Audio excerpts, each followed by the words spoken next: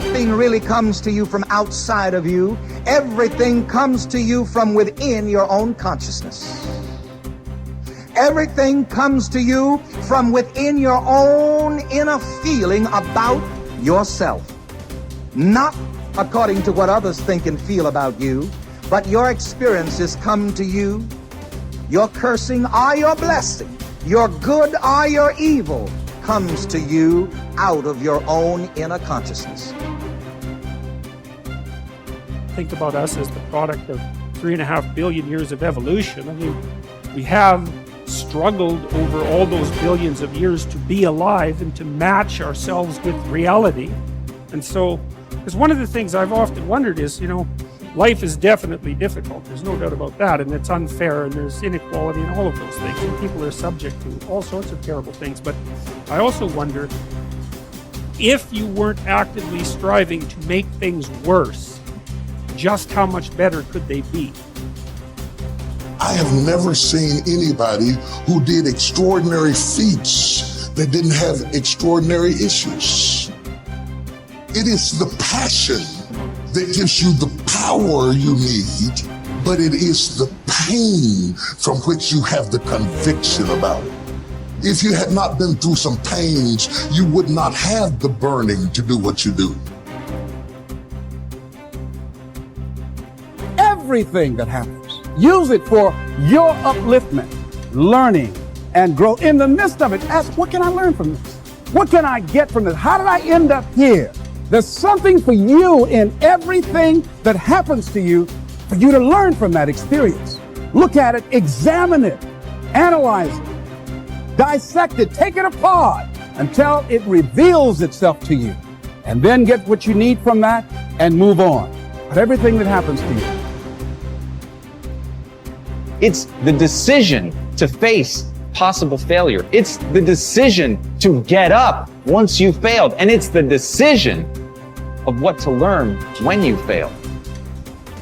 Do you learn that you're not good enough? Do you learn that you never should have tried? Or do you learn a lesson from the failure and get up and brush yourself off and remember that at the end of the day, you're going to go as far as you're willing to fight for, and that's it. And if you're willing to fight to go all the way, then you will go that far. You will set a new bar. You will define for people what is possible.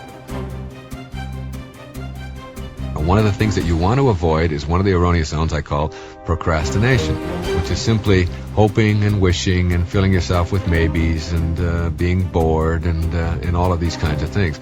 If you sit around and hope and wish and say maybe over and over and over again in your life, then you are simply going to be a person who is using up the present moment to fill it with wishes rather than with action. Procrastination is nothing more than a typical way to keep yourself from taking action in your life. And I have found, we just moved into a new home not too long ago, and we had about 200 boxes that had to be broken up in the garage. And I looked at those boxes and I knew that nobody else was going to break them up but Daddy. This is Daddy's job. And every day I'd go in and I'd look at all of those boxes and I'd say, no, I really don't want to deal with that today, and I'd let that go. And then came the time when I, just a few days ago, when I went out there and I said, I'm just going to break up 5. I'll just do 5. And then if I do 5 every day for the next 3 weeks, I'll have them all broken up, and then I'll call them and they'll come and pick them up. Well, that's the key to eliminating procrastination, because as soon as I did 5, I said, well, I can do 5 more. And I came in about an hour and a half later and I had the entire job done. I found that to be true with virtually everything in my life. If I can put it off and put it off and put it off, but just do one sentence and you got your letter written.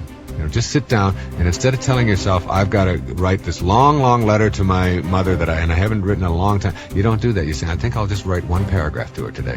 And then all of a sudden, the whole thing is done. Just one little action, one little step, and you have the whole thing corrected.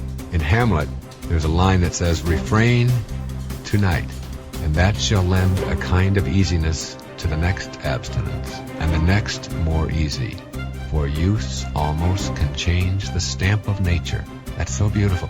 For use almost can change the stamp of nature. You can change your very nature by just refraining, by just doing something in the moment. So whatever it is right now, as soon as this tape is over, and it'll be over in just a few minutes, as soon as it's over, whatever it is that you've been procrastinating about or thinking about doing but haven't gotten around to do it, just do an opening on it. Just start it.